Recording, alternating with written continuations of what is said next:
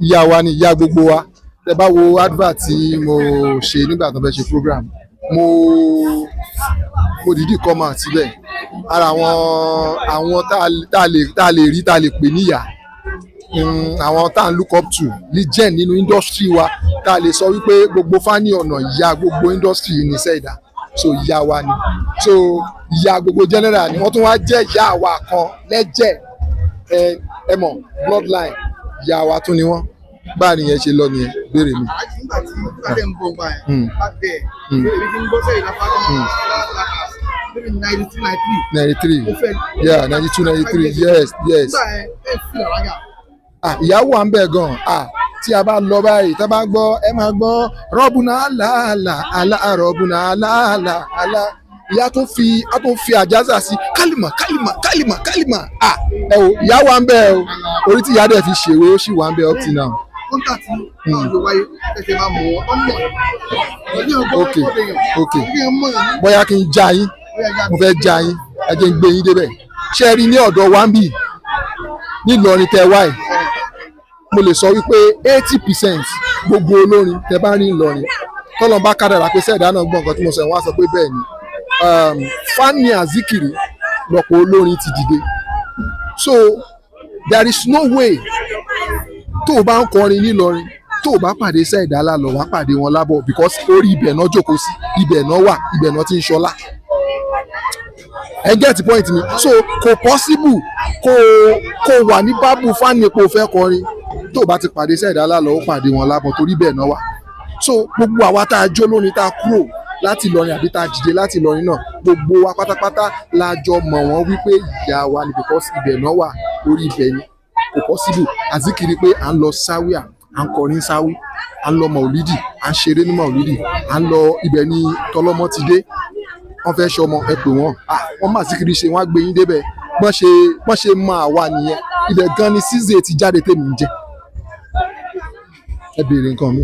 So for her to have reigned for almost 40 years or more than 40 years, lẹ́sìn wo ni àwọn tó ń bọ̀?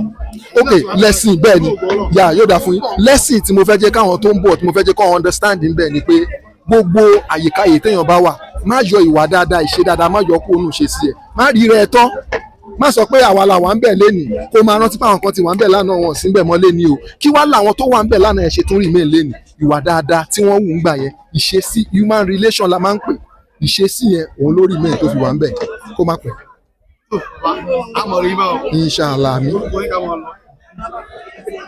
Ó ní tẹ́ ẹ bá mọ̀ mí tẹ́ ẹ bá mọ̀ mí tẹ́ ẹ bá mọ̀ mí tẹ́ ẹ bá ń gbọ́ mi àní tẹ́ ẹ bá mọ̀ mí tẹ́ ẹ bá mọ̀ mí tẹ́ ẹ bá ń gbọ́ mi ẹ má jẹ́ kó lọ lálejò ẹ má jẹ́ kó lè lálejò ẹ jẹ́ kó máa yé wọn wípé èmi lólóríire ìráyé gbẹfà máa san gbégidì nígbèje ni ẹ̀dá tí ò dúpẹ́ oore aláìmoore ni máa lámìẹ́ṣkúrú nọ́ọ̀sà lámìẹ́ṣkúrú láà ṣíṣe lámìẹ́ṣkúrú láà ẹ̀dá tí ò dúpẹ́ fẹ́ ẹgbẹ́ kò lè rántí Ọlọ́run ó yẹ sìn mí ká lọ àmírù ṣíṣe àtàndá lọ́dọ̀ àwọn tó ń fẹ́ mi tán kó mi jẹ assalamu alaikum wa rahmatulahi wa barakatuh. Thank you sir, God bless you. Ìyá mọ̀ pé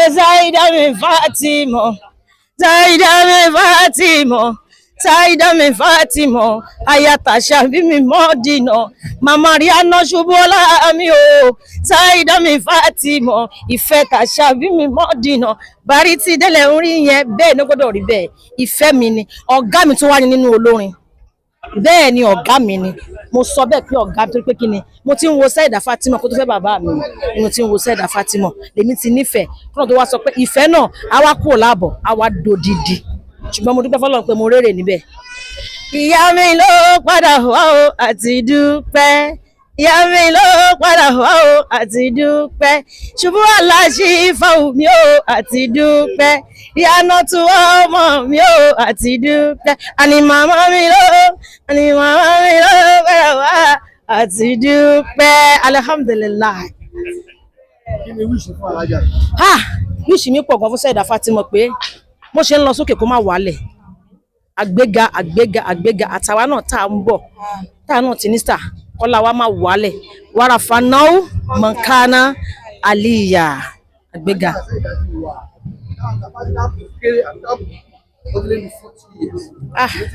Tí ò bá jù bẹ́ẹ̀ lọ 40 tí ò bá jù bẹ́ẹ̀ lọ. Alihamdulilayi.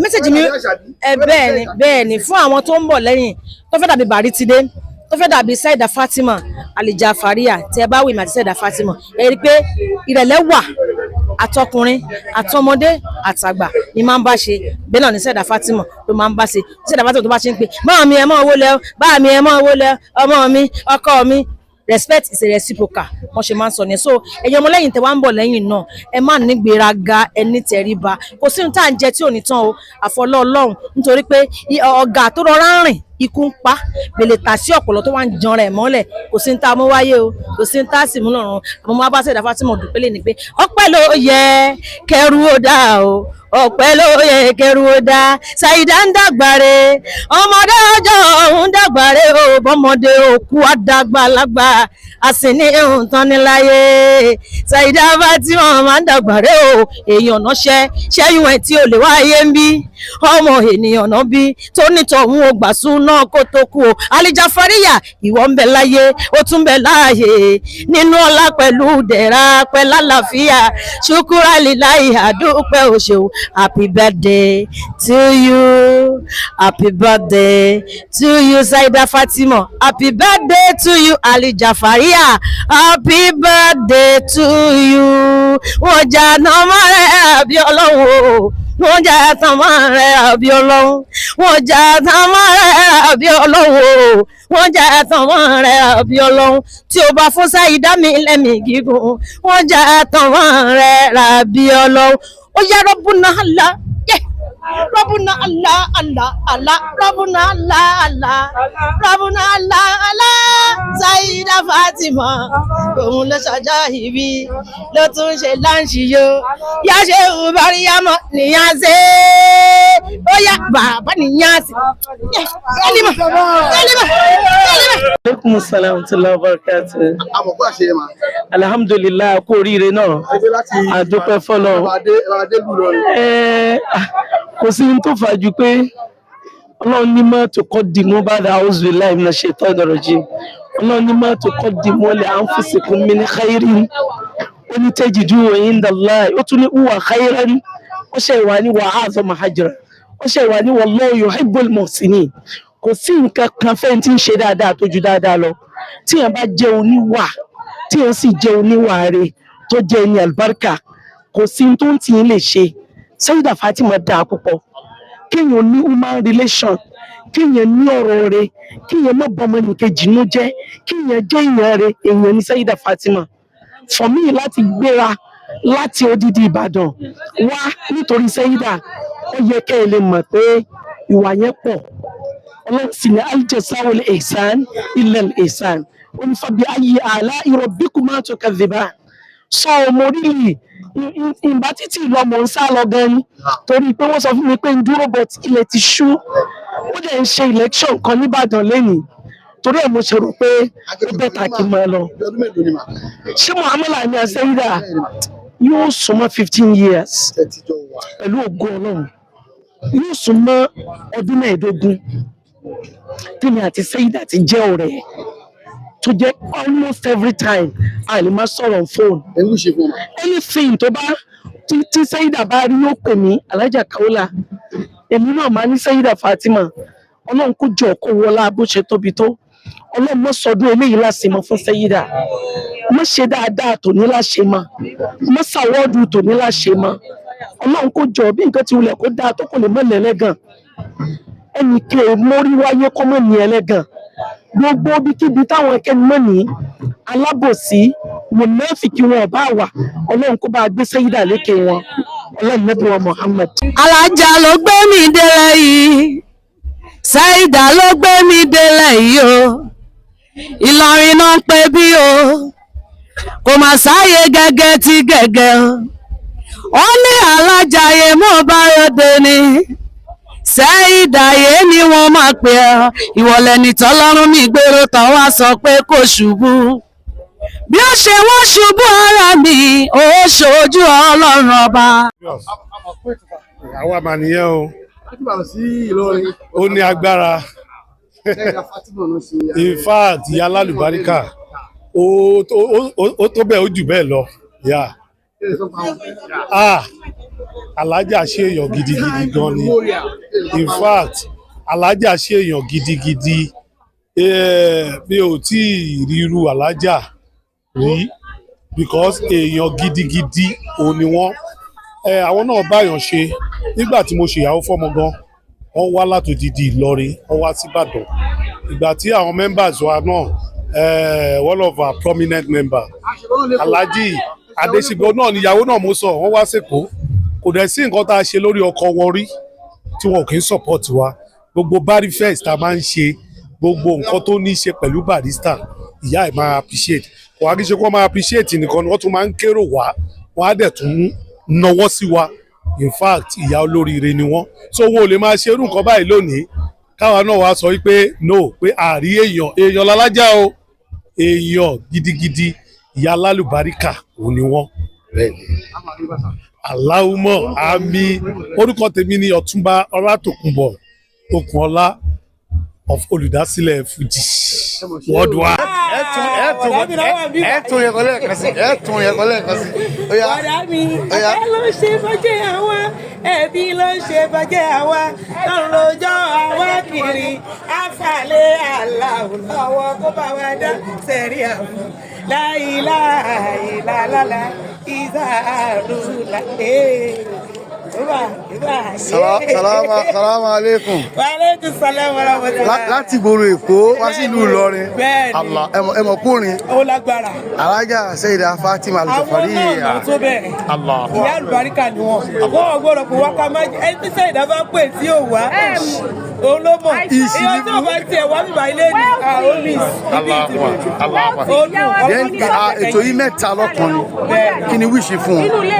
Mo wíṣì wọn ní orí birthday wọn. Mo wíṣì wọn ní ẹ̀mí gígùn àti àlàáfíà tó pọ̀ gan. Long life and prosperity. So àwọn tí wọ́n wá náà afẹ́kẹ́ dúpẹ́ fún on behalf of Alájà Sayyida Fatima. On behalf of Sayyida Fatima a dúpẹ́ fún gbogbo ẹ̀yin olólùfẹ́ wa tí ẹ wá ẹ̀yin náà ni a máa pè tẹ́lẹ̀ ń jẹ́ wa ká bá wá pè yín àìní lè jẹ́ wa mọ́ Ọlọ́run ìmọ̀nìjẹ́ ó bá yín ẹ̀yin là á máa pè àwa lẹ̀ ẹ́ máa rí àwa náà tún máa wá bá yín mo wá gbàdúrà pé adélébáre gbogbo wa ṣe wá bíbá ilé ní sá wá pẹ̀lú ìdùnnú a máa débáre nílé ni adélébáre àfihànkóire àfòyà ibi láhàúlà wà lákúwájá àmọ̀ fún ìpalẹ̀mọ́. ìpalẹ̀mọ́ ni. ó yẹ sọ fáwọn èèyàn. mo bá sì kò sọ fẹ́yìn tèmi Bashiri mi housewarming pẹ̀lú 30 years of stage ó máa wáyé ní November 27 nígboro Èkó fact ọba akéwọ́n di ọ́sìmìt àwọn ọmọ àdàlùkù rẹ̀ lọ́jọ́ yìí. ó máa gbé wa débẹ̀. ó máa gbé wa débẹ̀ pẹ̀lú ògbọ́lọ́. Salamu alaikum. Wa alaikum salam.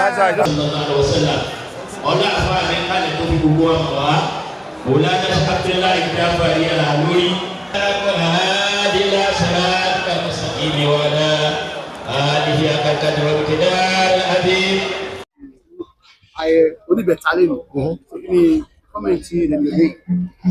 orúkọ mi ni Ismail Adegbola àwọn èèyàn pè mí ní ambassador because of what I do. I'm the publisher of Nigeria Diaspora Magazine in Cameroon. I'm one of the loyal fans of the Dr. Sikiru Ayinde Barrister. So Barrister jẹ́ gẹ́gẹ́ bí mentor wa, bàbá wa tí à ń kọ́ ẹ̀kọ́ lára orin tó kọ síbẹ̀. Lára àwọn ìyàwó wọn, aládùbáríkà ìyàwó wọn tó ń ṣe ìfẹ́talẹ́nu. In fact, ó wá láti Abuja ni. Ó yẹ kí padà lọ sí Cameroon, but mo ní no, this woman deserve our presence and everything we could do to support her rather. So èèyàn tó dání wọn and mo dẹ̀ like orí wọn gan because orí wọn ó kọ́ni lẹ́kọ̀ọ́ ó dẹ̀ yẹ kí èèyàn súnmọ́ Ọlọ́run. So inú mi dùn pé mo witness ọjọ́ ìní wọ́n á ṣe ọ̀pọ̀lọpọ̀ mi láyé kílẹ̀ tó launch clinic abọ́jà lágbára Ọlọ́run ìlú káàkiri wọ́n á dẹ̀ rò ó ń bẹ̀ wọ́n ní ṣe ṣàṣemọ́ so mo dúpẹ́ gan. Wa alaikum salam tila wa barakatuh. Naam, àwa nìyẹn Olúwa nìyẹn o. Naam. Saida Fatima ó jẹ́ mentor mi, ìyá mi, olùbádámọ̀ràn mi, aládùútì mi. Gẹ́gẹ́ báwọn èèyàn ṣe mọ̀ pé máa ń pè wọ́n pé ìyá dùn ní. Ìyá dùn ní yẹn kò ṣe pé àwọn náà ń jẹ́ dùn ní bọ̀ ìyá tèmi àdùnní. Òun ló mì pé ìyá dùn ní so ìyá mi dáadáa ni wọ́n. Yorùbá ló fi ẹ̀sùn àtẹ̀yìn ń bọ̀ bẹ́ẹ̀ ń bọ̀ ṣé wọ́n ti wà ń bẹ̀ ṣá fún yín. Saida Fatima wà ń bẹ̀ fún mi dáadáa gẹ́gẹ́ bẹ́ẹ̀ ṣe mọ̀ pé ojú ọ̀nà kan náà la jọ ń kọ zikiri kan náà la jọ ń ṣe ṣé Ibrahim kan náà la jọ ń pè Saida wà ń bẹ̀ fún mi dáadáa ní gbogbo ìgbà tí bá dẹ̀ ń pè wọ́n náà lọ ń dáhùn wọ́n sì wà ń bẹ̀ dì sí wọ́n á dẹ̀ máa wà ń bẹ̀ lọ títí láíláí Ọlọ́run nípa wọn fún wa báyìí. ó tó fi lè mú wa rí èkó tán síbí lónìí iṣẹ́ ni o ní eléyìí mẹ́sẹ̀gì ló jẹ́ fẹ́ yìí kí sẹ́fẹ́ ìránṣẹ́ síta fáwọn olórin yòókù padà àyà yìí. Mẹ́sẹ̀gì tí wíwá wa àkọ́kọ́ láti ìlú Èkó wá sí Ìlọrin tó jẹ́ fún gbogbo àwọn olórin tó kù ni pé alákọ̀ọ́kọ́ ká máa lo ìfẹ́ pẹ̀lú ara wa nítorí pé Ọlọ́run ọba àlékè ọlá ìfẹ́ ló ní sí ànábì wa Muhammad sallallahu alayhi wa sallam ọ̀rẹ́ ló ń bára wọn ṣe so tífẹ́ bá dẹ̀ wà ní kò síbi tí ilé èèyàn yẹn jìn ó kọ́kọ́ fún wa ní mẹ́sẹ̀gì náà ni pé ká máa lòfẹ́ pẹ̀lú ara wa and secondly òun ni pé ká máa gbà fún aṣíwájú wa torí pé àwa gbà fún wọn yányán ni àárín nǹkan míì mọ́ tó jù wọn lọ pé àwọn láṣíwájú wa aṣíwájú wọn sì wá fẹ́ ṣe nǹkan táwọn ó wà lẹ́kọ̀ọ́ àgbà fún wọn ìgbà fún ní ẹlẹ́ẹ̀kejì ẹlẹ́ẹ̀kẹta òun wà ní títí màmá wa Saida Fatima òun ni pé kí aṣíwájú náà kó kó àwọn tó ń bọ̀ lẹ́yìn kó kó wọn mọ́ra tó dá aṣíwájú tí ò bá tẹ́ní fún ọmọlẹ́yìn ò lè jókòó síbẹ̀ o Saida dáa so ẹ̀kọ́ ní fún gbogbo àwa tá à ń bọ̀ náà pé ká kó àwọn tó ń bọ̀ lẹ́yìn wa ká kó wọn mọ́ra.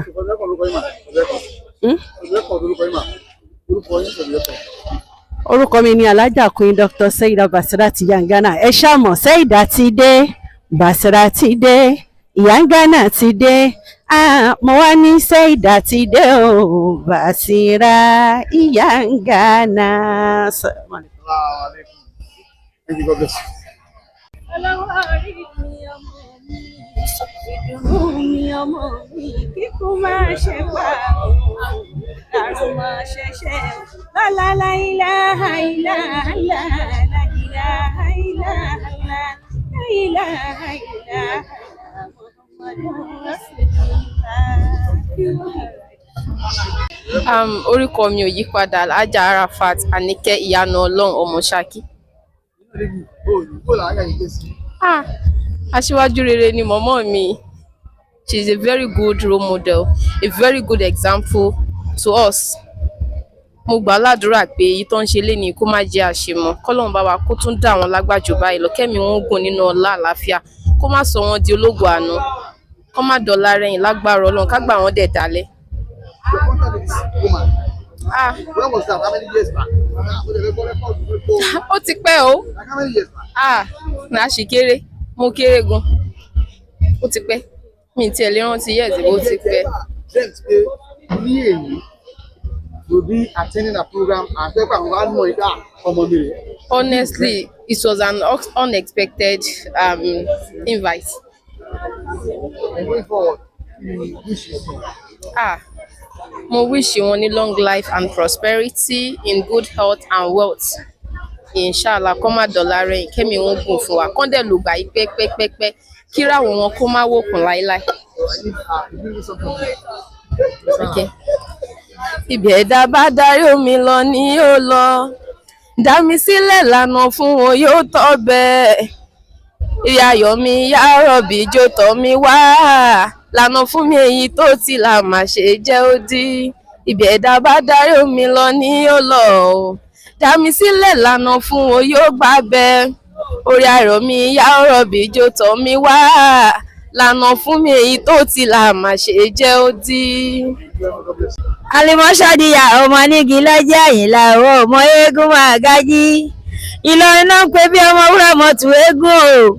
mo ń bẹ lọ́dọ̀ màmá mi Saida Fatima màmá Talimọ Ṣàdíyà eégún máa gájí iṣẹ́ ọmọ wá jìnnà fún ẹjẹ́ ẹ wo Ìlọrin náà ń pe bíbá yìí Saida Fatima wọn kéré nínú ayé ìyá tó kó gbogbo ọmọ mọ́ra tó kó Alimot Ọmọwúrà ìyá mi nínú Elite music was ever gbogbo wa pátápátá la kún bíbá yìí àwa Elite a kún bíbá yìí ìyàwó ọ̀pẹ kíláàsì Chicago àwọn gangan náà tún ní káwa Elite ká wá síbi ẹni pé Alimot Ọmọwúrà mo light àbí mi light Alájà Fatima wọn kéré nínú ayé náà ló mú Ọmọwúrà ló fi gbéra láti Èkó lóun náà wá ní kóun náà wá ṣe kíni òbílẹ̀ kó wá ganu sí mo wá ganu sí mo wá jẹ gbogbo ẹ̀ mo yó ẹ wo nǹkan tó dáa níbi àyàmọ́ àdúrà mi fún wọn ni pé kọ́ pẹ́ láyé kọ́ má pẹ́ òṣì ẹ wo bó ṣe ń wò ìwọ̀n fojú dà wá nù níjọ́ tó ti ń rí mi báyìí wọn bí ìrọ̀pọ̀ pàlímọ̀ rí mo dẹ̀ mọ̀ pé Àlímọ̀ yẹn gangan ló yẹ kó máa pè tó dẹ̀ mọ́ pé ìmọ̀ ni màámi Saida Fatima ẹ wo orin mùsùlùmí lọ́kàn tí máa kọ bá má pàlà tí bá tàn ẹ máa dá àpàlà lórí mùsùlùmí gbẹ̀yìn ni bó ṣe máa rí nìyẹn. Wa alaikum salam wa rahmatullahi wa barakatuh. Orúkọ mi ni Hajiya Jelilat tí àwọn èèyàn mọ̀ sí Dúpẹ́ Tìẹ. Jẹ̀lílà wọn dúpẹ́ tèmi ó jẹ́ tètè dúpẹ́ tìẹ. Ẹ̀bà orí Ọlọ́run ṣe láyé mi pọ̀ ìṣẹ̀dá mi gbà kí n dúpẹ́. Ó dà mí láwòrán ẹ̀ dáadáa mọ̀ kò ṣe mí ní igi tàbí ẹranko igbó kò ṣe mí lápáta ó ṣe mí lẹ́nìyàn ọ̀rọ̀ mi tọ́pẹ́ dédé ọpẹ́ ló ṣe. Jẹ̀lílà wọn dúpẹ́ tèmi ó jẹ́ tètè dúpẹ́ tìẹ. Alhamdulillah.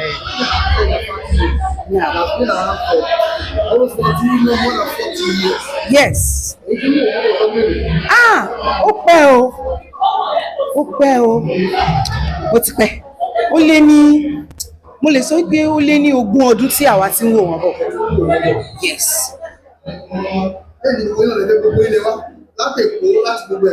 Kódà Òṣogbo lèmi ti wà. Ẹ̀kọ́ tí mo rí nínú ìrìn àjò Alájà Saida Fatima ní pé mẹ́ńtọ̀ gidi ni wọ́n, ẹni tó ṣe wò kọ́ ṣe dáadáa ni wọ́n, torí pé wọ́n kó ọmọdé mọ́ra, wọ́n kó àgbà mọ́ra, wọ́n kì í fojú di ọmọ kọ̀ọ̀kan pé eléyìí kò tí wọ́n no gbogbo wa ni wọ́n pè léèyàn làwọn náà ṣe ni wọ́n ṣe tán. Yes, ni wọ́n ṣe tán. Gbogbo ẹni tó bá ti ń kọ́ ọmọdé mọ́ra kò fẹ́ tán ni ìtàn tó wá ń tàn náà kọ́lọ́run má jẹ́ kó tán láéláé. Ìtàn àwọn ọmọ kéékèèké náà kọ́lọ́run jẹ́ kó tàn kítan wa náà kó dẹ̀ má tàn láéláé. Bijahi Sayyidil Wujud. Jelilat tó ń bọ̀ wow tuntun tó ń bọ̀ lọ́nà ẹ má jẹ́ kí n bẹ̀ but ẹ máa retí tuntun látọ̀dọ̀ Alájà Jelilat Dúpẹ́ Tìẹ ọmọ yín náà ni o kò ní bàjẹ́ pẹ̀lú ògbọ́n rẹ̀. Wa alaikum salam wa rahmatullahi wa barakatuh. Orúkọ mi ni Omidan Awẹ́lẹ́wà Arẹwà Oyinade Rosemary wá láti Enlight Women Musician. Jùjú ni. Wa alaikum salam wa barakatuh. Akúnáwó èmi o, ẹ ṣé àdúpẹ́ o. Náà. Alájà Balkiz Ọlásọdé Fisáyọ̀mí lórúkọ mi. Bẹ́ẹ̀ni.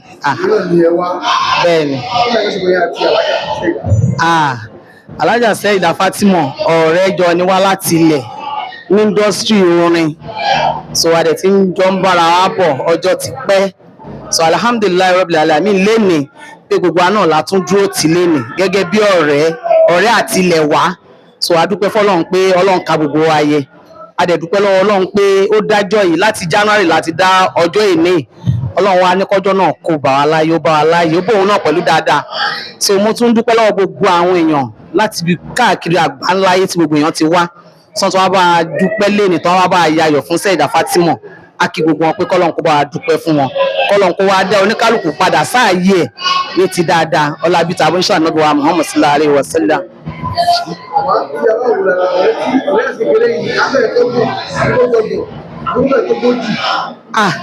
tá a bá ní káwọ́ ń sìn ọ̀rẹ́ tí yàn ti ń bá bọ̀ láti bí 30 ọdún ó lé tí ò sì sí ìjọ kan tá a fi ṣẹra wa tí ìbínú bá tiẹ̀ fẹ́ wá a máa ń gbé kúrò torí Saida tí àwọn èèyàn dáadáa ni wàláì tàláì sọ́mọ́bì lẹ́yìnlẹ̀ sílá mo fi Ọlọ́run búra àtàlọ́ bí Muhammad sallallahu alaihi wasallam pé èèyàn dáadáa ni Saida Fatima sí gbogbo àtàjọ rẹ̀ kò fojú kéré ẹnì kankan kò sì fojú pẹ̀ ẹnì kankan rẹ̀ èèyàn máa ń pa bí ọtí ni tí wọ́n bá dé ilé Saida ó máa bọ́ra lẹ̀ tó máa ṣe oúnjẹ fún gbogbo wa ni so kò wò pé bóyá òun jẹ́ bákan láàrin wa lóòótọ́ gbogbo Ọlọ́run ṣe dáadáa fún ṣùgbọ́n àfẹn tó bá ní tòun ò tó ṣùgbọ́n máa ṣe ń wò láàrin wa a fi yan ọgàn tó bá tiẹ̀ ní pé ta lọ rẹ̀ àwọn náà lè gbọ́ ta pé ọ̀rẹ́ mi ní Saida Fatima jẹ́ ń flash ẹ̀ lásán máa pè padà lẹ́sẹ̀kẹsẹ̀ ni ó máa pè padà lẹ́sẹ̀kẹsẹ̀ kò gbọ́dọ̀ rí miss call wa ó máa pè padà lẹ́sẹ̀kẹsẹ̀ irú èèyàn bẹ́ẹ̀ ló jẹ́ láti bàtà dẹ̀ ti dé sí Ìlọrin náà kò fojú pẹ́ nìkankan rẹ́ ó náà rẹ̀ tó pọ̀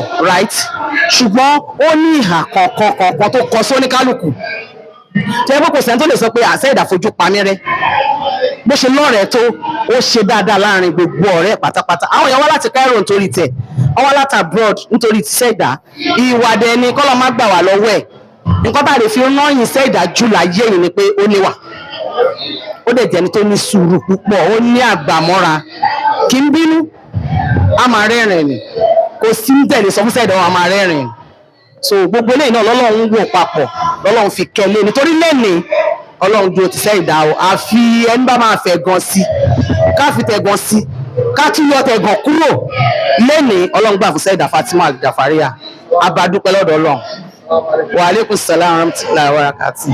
Alájà ló gbé mi délẹ̀ yìí Saida ló gbé mi délẹ̀ yìí o Ìlọrin náà ń pè bí o kò mà sáyé gẹ́gẹ́ tí gẹ́gẹ́ o ó ní alájàyè mọ́ bá ròde ni Saida yé ni wọ́n máa pè ọ́ ìwọ̀lẹ̀ nìtọ́lọ́run mi gbèrò tán wá sọ pé kò ṣubú bí ó ṣe wọ́n ṣubú ara mi ó ṣojú Ọlọ́run ọba Saida eléyìí tẹ́ ṣe kò ní já ṣe mọ́ a máa rí pẹ́pẹ́pẹ́pẹ́ inú wa dùn o ayọ̀ wa kún ìyá wa náà ní ká kí yín máa mi ọ̀pẹ̀ kí wọ́n ní kí gbogbo àwa light ká wá gẹ́gẹ́ bí ìyá mi Ọmọwúrà ṣe wí ṣé mi ò light everybody light ni o Ìlọrin náà ń pè bí o we love you all. orúkọ mi ni Ẹniọlá Àdùnní Akéwìọlá.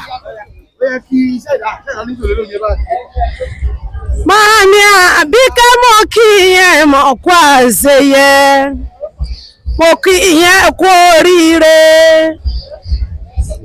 náà ò ní dìbànújẹ́ lọ́la Elédùmarè ọba bẹ́ẹ̀ ti ṣe yẹ onítànà mọ sàré ọmọ Ìlọrin àfọ̀n jẹ́ núdùn juyọ̀ lọ àwọn ọlọ́mọ rírí pẹ́rí tí má sọ́wọ́ mi ará àwàtá ni wọn aráàlú ọ̀yún odò aṣojú ìlẹ̀kẹ̀ ẹ̀gẹ́ mítà dídùn aṣọ lè dìde ènìyàn Àbíkẹ́ yìí lọ́mọ kẹ́rùgbọ́rọ̀ ọmọ ṣàdúrà gbọ́rẹ́ ọmọ ṣàlùwà ládé wákàtí ni wọ́n korí kí àwọn bàbá ẹ̀yìn lọ́mọ ajífi kálámù dámọ́lẹ́pọ̀n àríṣe kọ́ńdúkọ́ta kò wá ní bàjẹ́ fún yín lọ́lẹ̀ Elédùmarè ọba ìyá dáadáa ìyáàlú báríkà ni mo ń ké sí Ìlọrin Àfọ̀njá àwọn ọmọ òpó rọ́sọ òpó gbàjà òpó kan bẹ́ẹ̀bẹ́ẹ̀bẹ́ẹ̀bẹ́ lábẹ́ aṣọ ọmọ òpó tí ò sùn wọn ni akọjú ẹ̀ síná iná tí ò sùn wọn ni akọjú ẹ̀ sómi omi tí ò sùn ọ̀hún kan wọn ni a fi pọn tí líle mu nílọrin Àfọ̀njá inú dùn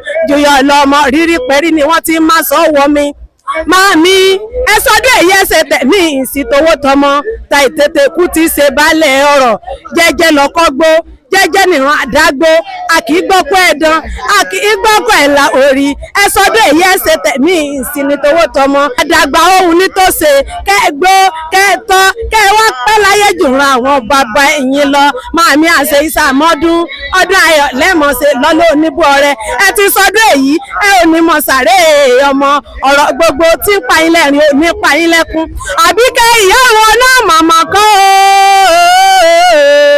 ìlàyé aláwùrábí ṣebí lódìrí ẹwà fákùkọ ẹ̀yìn tó ní ọmọ àmúṣoge ẹ ti wá sọdún èyí náà ẹ ò ní fọdún èyí ṣàṣemọ apábẹ́pọ̀rẹ́ alájà mi dáadáa Alájà Fatima Saida Àbíkẹ́ níṣẹ́ lọ́ǹchì lónìí 3-1 ní Ìlọrin ni wọ́n ń pẹ́ bí Ìlọrin àfọ̀jẹ́ inú dùn ju yọ lọ́mọ rírí pẹ̀rí ni wọ́n ti máa sọ wọmi ẹgbẹ́ elite ló gbé wá débi ẹni ọlọ́dún níṣẹ́ wọn láìtì àbí mi ò láìtì o máa èmi àlímọ̀ ọmọ wúrà ń bẹ níbi kò ní bàjẹ́ o òde kan lẹ̀ dá lọ tí èlò mi mọ́ a ò nífẹ̀ẹ́ lè yí sàlọ́mọ lágbára Ọlọ́run ọba. Wa alaikum salam wa barakatuh. Orúkọ mi ni Afa Murtado Ìṣọ̀lá Owóníkókó tí mo jẹ́ mánéjà fún Alájà Misrat mi success Adéròmọ Aya Ṣàfá Ìyá Àkànkẹ́. Bẹ́ẹ̀ ni ó lágbára o. Alájà wa Fatima Saida Fatima èèyàn ńlá ni wọ́n, èèyàn gidi dẹ̀ ni wọ́n. Kò dẹ̀ sí nǹkan tí àwọn olórin Islam tí wọ́n lè fẹ́ ṣe ní ìlú Èkó tí wọn ò ní yọjú. Wọ́n á náwó, wọ́n á nára, wọ́n á ná àlàáfíà, wọ́n á ná gbogbo ẹ̀. Ẹ̀yin tí ó bí ìdí nǹkan tí ọ̀pọ̀lọpọ̀ àwọn olórin Islam tí wọ́n fi wá síbí ní ọjọ́ tòní òun lẹ rí yẹn. Òjò báyẹn náà lọ. Mo wish wọn long life and prosperity, kan ṣe gúngún ẹ̀, kan lo gúngún ẹ̀mí láyé nínú owó, àlàáfíà ara, àwọn ọmọ kí wọ́n má fojú sunkún wọn, àtàwa tí wọ́n fi ẹnu bí àtàwọn tí wọ́n fi abẹ́ bí pátápátá kọ́ máa fojú sunkún wọn kan ní gbogbo wọn, kí wọ́n dẹ̀ jẹ wọn mọ́ pẹ́pẹ́pẹ́pẹ́ àti gbogbo àwọn olórin Islam tó kù tí wọ́n gbà fún wọn náà. Ọdún tí mo ti ń gbé Alájà ní sọ́lí ti lé ní 29 years tí mo ti ń gbọ́ wọn tí wọ́n ti wà láyé. Mo bá wọn rin, mo tún bá wọn di orin yìí ni because ọ̀gá ni wọ́n jẹ́ fún wa, kọ́lọ́run ó dákun kó mọ̀ pa wọ́n fún wa nírìsín torí pé ìyá tó ṣe fi tọrọ ìyá ni. Àbíkẹ́ Ọ̀kín ọmọ ọlọ́fà àmọ̀jọ̀ ọmọ kí àárò mi mọ bí ṣe kì í àyẹ̀ṣà gbogbo àwọn èèyàn bẹ́ẹ̀ ń bí òun miss gan bó ṣe wá yẹn wọn miss bí àwọn kan ẹ̀ Rasida Alájà Omidan Ìṣègùn àwọn èèyàn pọ̀ mí mọ bí màá ṣe máa sọ̀rọ̀ èmi gangan àṣetá bá mọ̀ ọpẹ́ dùn ọpẹ́ ló yẹ ká máa dùn. Màmí Saida Fatima Ali Jafariya Àbíkẹ́ Ọ̀kín màmá lálùbáríkà yẹn ló máa ti lé lọ́dún láyé fi pọ̀ tán fi ń bá wọn dúpẹ́. Àbí Ọlọ́run yá ọba àná kan mọ̀ ṣe sánkú láyé. Ẹ̀yin olólùfẹ́ mọ̀mọ́ mi ẹ ṣé gan o, ẹ̀yin tẹ́ wá láti Èkó, ẹ̀yin tẹ́ wá outside, ẹ̀yin tẹ́ wá láti travel ṣá. Orúkọ tèmi náà ni kò yí padà, orúkọ mi ni Saida Aisha Àlàkẹ́ pèmí síre ọmọ tí wọ́n ń sọ. Saida Fatima mi Alijafariya màmá mi ni olóríire nìyá yẹn. Orí mi ń wú bí mo ṣe ń gbọ́ bí àwọn èèyàn ṣe ń yìn ìyá látàárọ̀.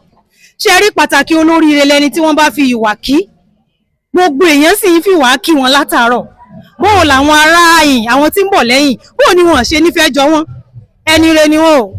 Program 2 la nílé ni torí ti ṣe ìdálà ṣe lọ nítorí pé wọ́n deserve ẹ̀.